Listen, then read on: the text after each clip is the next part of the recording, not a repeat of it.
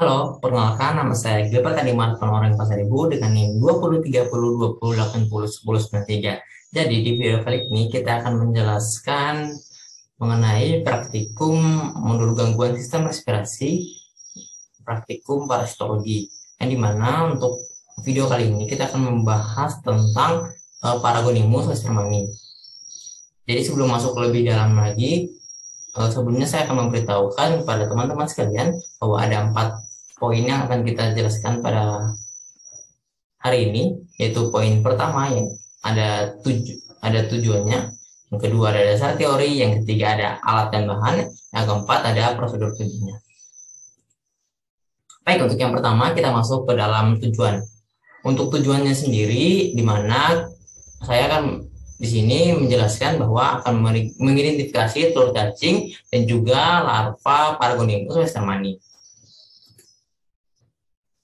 Untuk dasar teorinya sendiri, menurut Chai dan Jung pada tahun 2018, cacing dengan jenis Paragonimus yang menyebabkan penyakit paragonomiasis.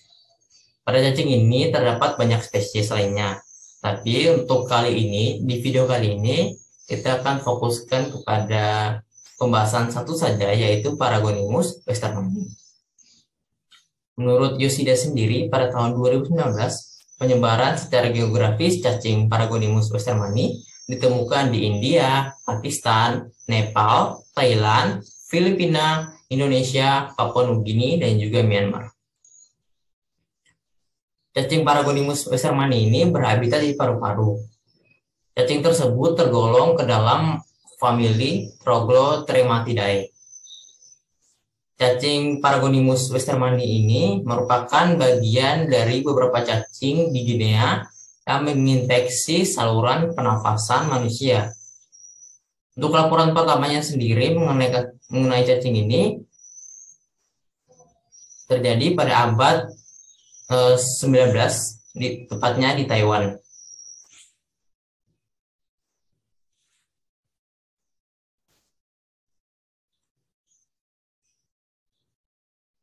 Baik, selanjutnya ini bisa teman-teman lihat di sini bahwa ada gambar Paragonimus westermani.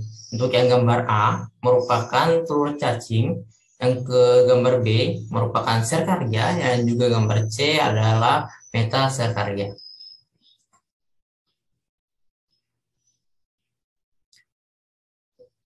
Yang bisa teman-teman lihat sekarang pada slide sekarang, di mana ini merupakan gambar cacing dewasa Paragonimus westermani.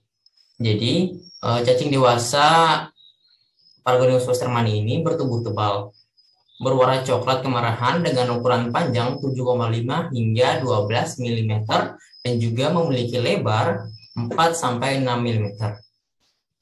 Jadi sistem reproduksi cacing jantan ini terdiri dari 2 buah testis yang melengkung tidak beraturan yang terletak berampingan sekitar 2/3 panjang tubuh, dan juga memiliki ovarium berlobus yang terletak pada anterior testis kanan dan terhubung melalui oviduk ke dalam uterus. Vitaleria memanjang secara bilateral di sepanjang panjang tubuh, kemudian di posisi lateral dan juga sejajar dengan kaika.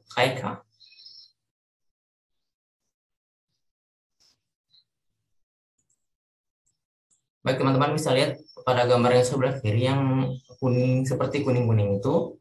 Jadi untuk gambar yang sebelah kiri ini itu merupakan gambar dari telur Paragonimus westermani pada sampel sputum.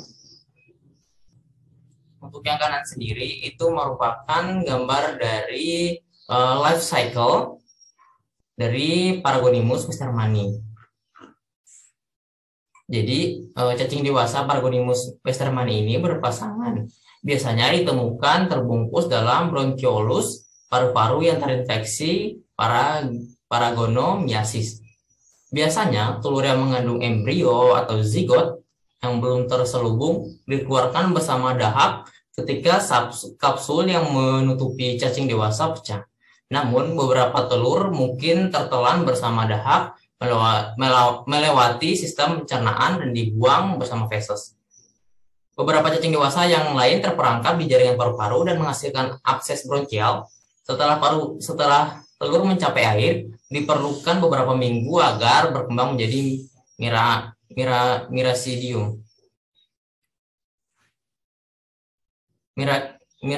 Miracidia yang berkembang sepenuhnya menetas secara spontan dan masing-masing harus menemukan dan menembus insang keong yang sesuai genusnya, yaitu Semisulcus tarebia atau Brotia dalam waktu 24 jam atau mati jika tidak menemukan keong tersebut. Setelah penetrasi di inang atau keong, kemudian akan berkembang jadi sporopista, selanjutnya berkembang menjadi redia di kelenjar pencernaan. Perkembangan selanjutnya menjadi serkaria di jaringan keong di dalam air selama 11 minggu setelah keong terinfeksi.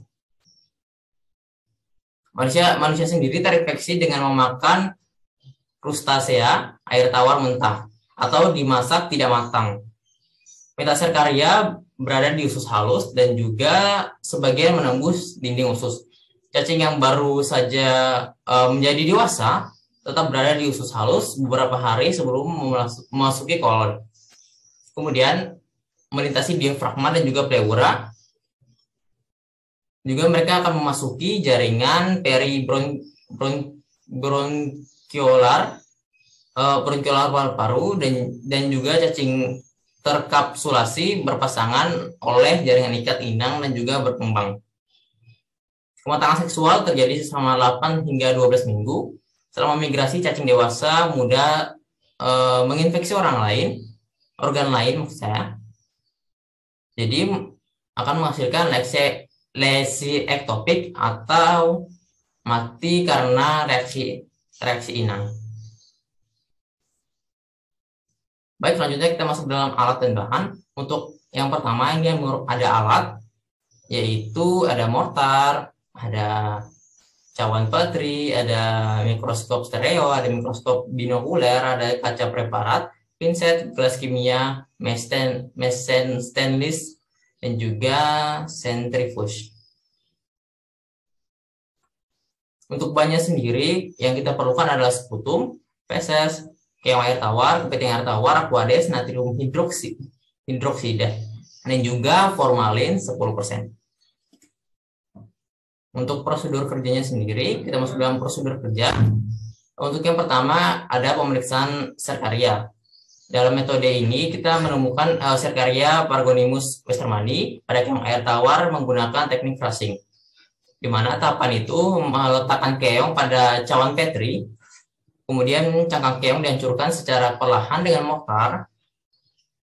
Kemudian keong yang sudah dihancurkan dideteksi aquades. Selanjutnya diperiksa menggunakan mikroskop stereo untuk mengetahui keberadaan serkaria tersebut. Untuk pemeriksaan yang kedua, teman-teman bisa lihat bahwa yang gambar paling pertama sebelah kiri, itu merupakan langkah pertama, di mana kita melakukannya secara manual untuk mengeluarkan cangkang keras dari kepiting dan juga melepas insangnya, yang kemudian kita tekan di antara kedua kaca preparat dan juga diperiksa menggunakan mikroskop.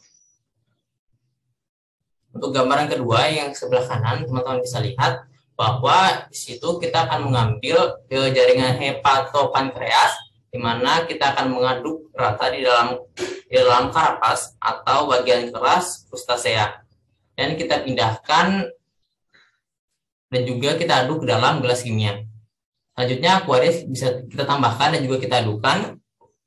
Kemudian kita diamkan dan biarkan mengendap selama 5 menit. Kemudian supernatan dituangkan. Pencucian sedimentasi ini diulangi sampai cairan supernatan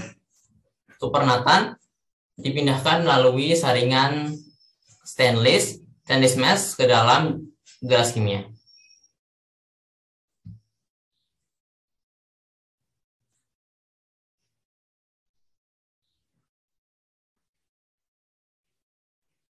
Kita bisa lanjut ke pemeriksaan selanjutnya. Untuk pemeriksaan selanjutnya adalah pemeriksaan telur cacing. di mana sputum yang tadi kita sudah siapkan itu